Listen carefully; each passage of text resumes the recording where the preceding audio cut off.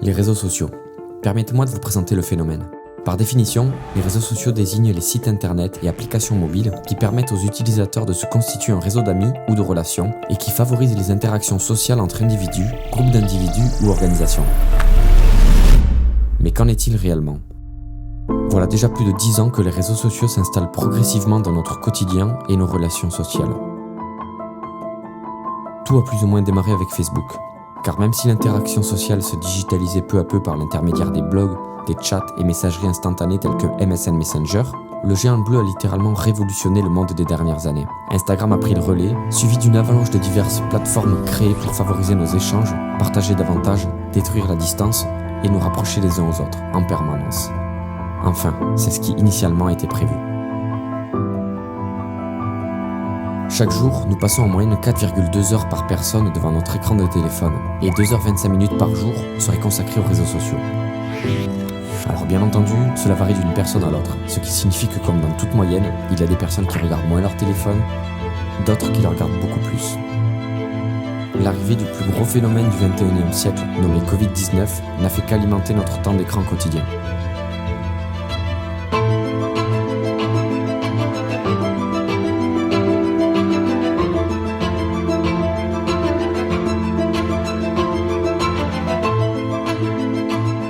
Aujourd'hui, les réseaux sociaux créent une réelle addiction comparable à l'alcool, les drogues, les jeux d'argent, le tabac ou le sucre.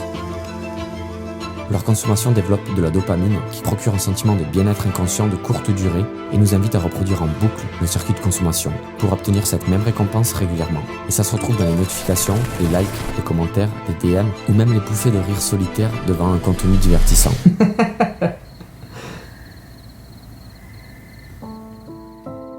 En ce qui me concerne, je passe en moyenne entre 5 et 10 heures par jour sur mon écran de téléphone et entre 3 et 5 heures sur les réseaux sociaux, dont principalement Instagram. Alors certes, il s'agit d'une part inhérente de mon métier, mais quand on prend du recul, on se questionne très vite sur le phénomène d'addiction.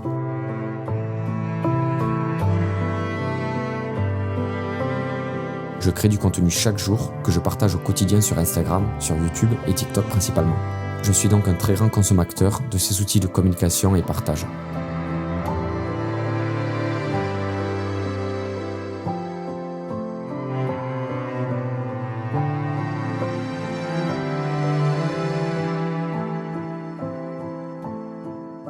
Comme beaucoup de personnes, je me réveille sur Instagram, je mange devant YouTube, je fais caca sur Twitter.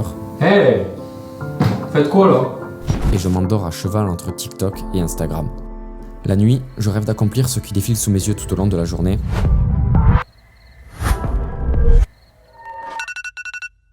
Et au réveil, je me demande pourquoi ma vie n'est pas aussi géniale que celle des autres, en oubliant complètement qu'elle est très certainement beaucoup mieux que de nombreuses personnes défavorisées et esseulées. Puis le scénario recommence. J'ai passé ces dernières années à étudier de moi-même le fonctionnement des réseaux sociaux, à creuser et analyser le comportement des gens face aux réseaux sociaux et les contenus publiés. Avant d'enseigner en retour sur YouTube aux autres créateurs comment parvenir à se développer sur les différentes plateformes, pour la satisfaction de certains,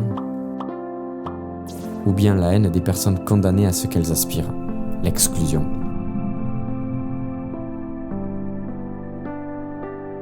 En tant que créateur ambitieux, j'ai longtemps placé le développement sur les réseaux sociaux comme une réussite ultime dans la mise en avant de mon regard sur le monde. Et je travaille durement chaque jour pour le mettre en lumière au travers de photos, de vidéos et peut-être un jour de textes. Après plusieurs années d'acharnement, je suis finalement parvenu à atteindre plusieurs centaines de milliers d'abonnés sur mes réseaux sociaux en quelques mois seulement, et étrangement, rien n'a réellement changé.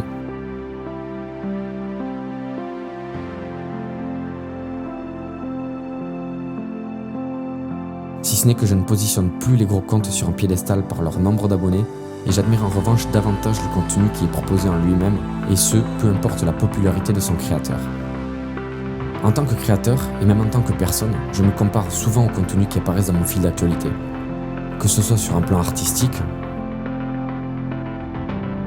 physique, ou même relationnel et sentimental.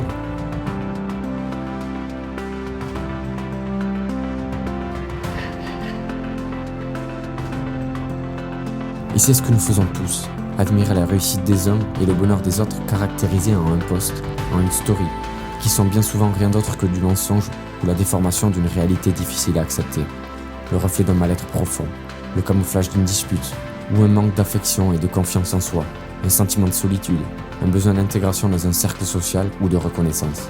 Tout ça dans un seul et même objectif, se sentir vivant.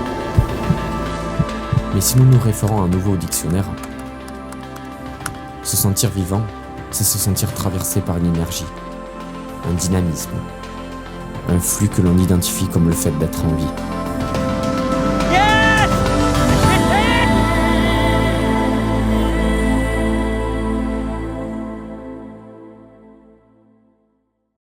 Nous pouvons donc en conclure que par le mensonge et le réajustement de la vérité, en entretenant cette dynamique et en contribuant nous-mêmes au mal-être des autres, nous nous sentirions donc plus vivants.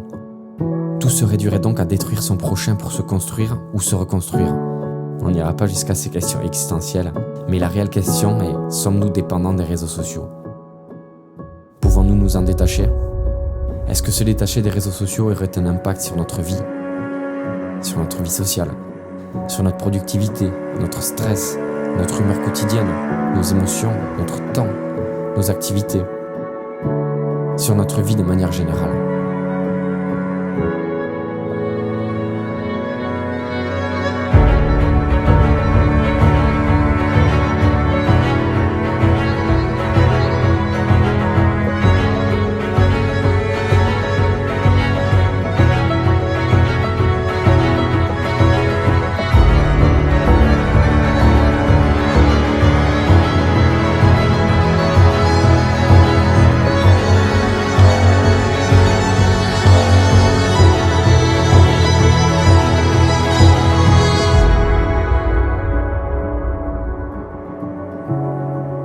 En tant que créateur qui vit principalement des réseaux sociaux, est-ce que je peux réellement m'en détacher, eux qui aujourd'hui me permettent de vivre et payer mes factures ? Est-ce que tout mon business tomberait à l'eau ? Est-ce que mes abonnés disparaîtraient ? Est-ce que je perdrais le goût de mes passions pour l'image que je partage au quotidien ? Et est-ce qu'en tant qu'humain, je vais me retrouver isolé et exclu d'une société connectée du matin au soir ? Que vais-je manquer ? Et la question tant redoutée, est-ce que je finirai par être oublié ?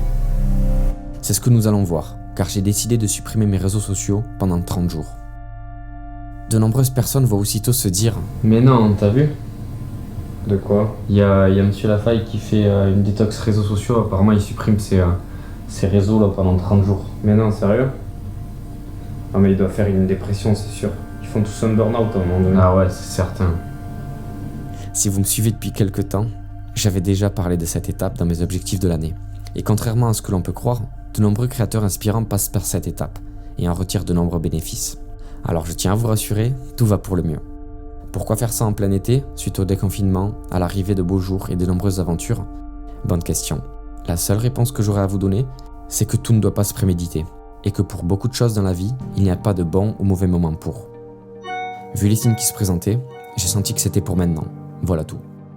Vous savez, pour la plupart des personnes qui sont abonnées à ma chaîne et suivent scrupuleusement mes aventures sur Instagram, que j'ai de nombreux projets et ambitions que je n'entreprends pas par manque de temps.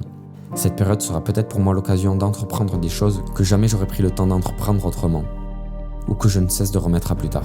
Alors je vais continuer de publier sur YouTube pendant cette période, car ça n'implique que de passer sur l'ordinateur qui est mon outil de travail. Oui, car ça ne m'empêchera pas de travailler tous les jours, et surtout ça n'éliminera pas définitivement mon objectif difficilement atteignable de 100 000 abonnés sur la chaîne d'ici le 31 décembre 2021. Mais pour ce qui est du reste, je vais supprimer chacun d'entre eux pour les réinstaller dans 30 jours.